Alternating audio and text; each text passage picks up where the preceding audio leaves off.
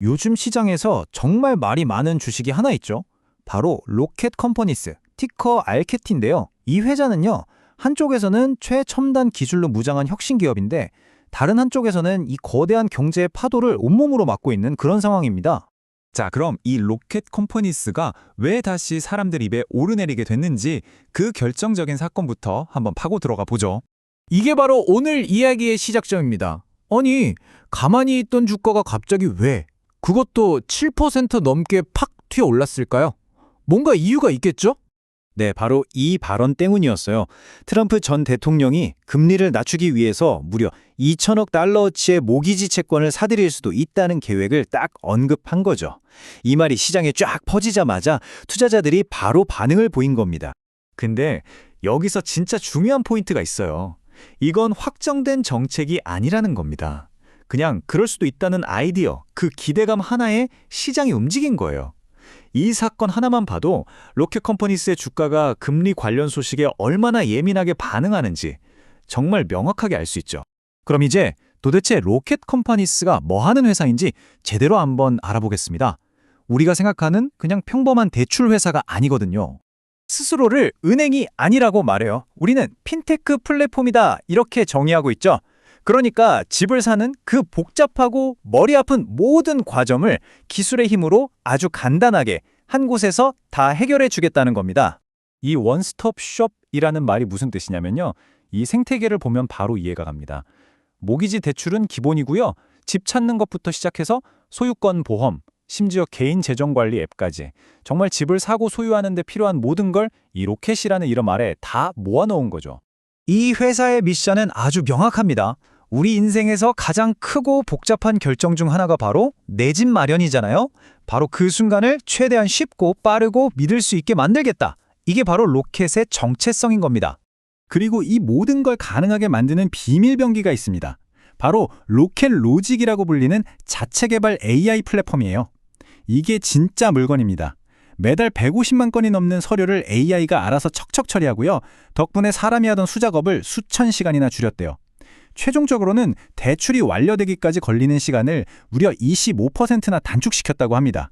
이게 바로 로켓이 그토록 자랑하는 기술력의 심장인 거죠. 그런데 말이죠. 이렇게 혁신적인 기술을 가지고 있어도 로켓이 스스로는 어떻게 할 수 없는 아주 강력한 힘과 맞서 싸우고 있습니다. 바로 여기서 로켓의 딜레마가 드러납니다. 아무리 기술이 뛰어나고 플랫폼이 좋아도 결국 모기지 사업이라는 건 금리가 어떠냐, 주택시장 상황이 어떠냐, 이 두 가지 거시경제 요인에 운명이 좌우될 수밖에 없다는 거죠. 이 숫자 하나가 지금 상황을 아주 잘 보여줍니다. 마이너스 13%. 이게 뭐냐면요. 최근 한 분기 만에 주당 순자산 가치가 하락한 수치예요. 쉽게 말해 회사 가치가 그만큼 줄었다는 거죠. 회사의 재정적인 압박이 상당하다는 아주 명확한 신호입니다. 실제로 전문가들이 지적하는 위험 신호들이 한두 가지가 아니에요. 높은 모기지 금리 때문에 수익이 나빠지는 건 당연하고요. 사람들 신용 상태도 안 좋아지고 있죠. 부채 비율도 높고요. 심지어 회사 내부자들이 주식을 꽤 많이 팔았다는 소식도 있고 기업 재무 건전성을 평가하는 피오트로스키 점수라는 게 있는데 이것도 아주 낮게 나왔습니다. 결국 이 모든 이야기를 한 문장으로 정리하면 이겁니다. 최첨단 기술로 무장한 유망주가 역대급으로 힘든 주택시장이라는 거대한 벽에 정면으로 부딪힌 상황. 이게 바로 지금 로켓 컴퍼니스가 마주한 현실이죠. 자, 그럼 이런 복잡한 상황을 투자자들은 어떻게 보고 있을까요? 아주 극명하게 의견이 갈립니다. 이 회사를 좋게 보는 낙관론자와 아주 비관적으로 보는 사람들로 나뉘어 있죠. 양쪽 주장을 들어보면 정말 팽팽해요. 낙관론자들, 그러니까 강세론자들은 아니다, 로켓은 계속 시장 점유율을 늘리고 있고 곧 미스터 쿠퍼랑 합병하면 미국 최대 회사가 된다. 게다가 앞으로 금리도 내릴 텐데 뭐가 걱정이냐? 이렇게 보고요.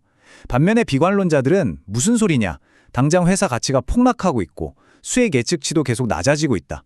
지금 주가는 너무 비싸다. 이렇게 맞서고 있는 거죠. 정말 어느 쪽 말이 맞을지 섣불리 판단하기가 어렵습니다. 자, 이렇게 양쪽의 팽팽한 주장을 들어봤으니까요. 이제 이걸 직업으로 삼는 사람들, 전문 애널리스트들은 과연 어떻게 생각하는지 한번 들여다보겠습니다. 13명의 애널리스트 의견을 모아본 건데 이거 정말 재밌습니다.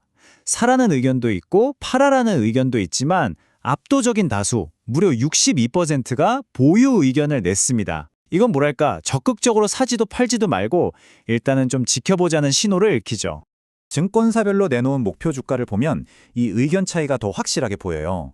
제프리스 같은 곳은 25달러까지 간다 라고 아주 긍정적으로 보고 있는데 웰스파거 같은 것은 17달러를 제시하면서 굉장히 신중한 입장을 보이고 있죠.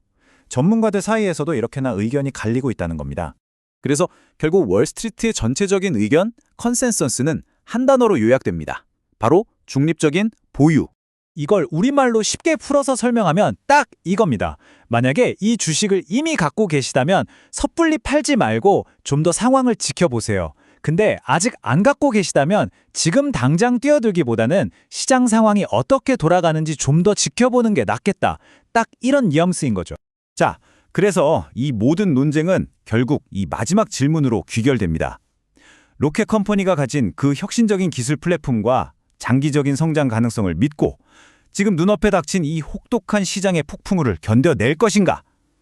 이 질문에 대한 답은 결국 투자자 여러분 각자의 몫일 겁니다.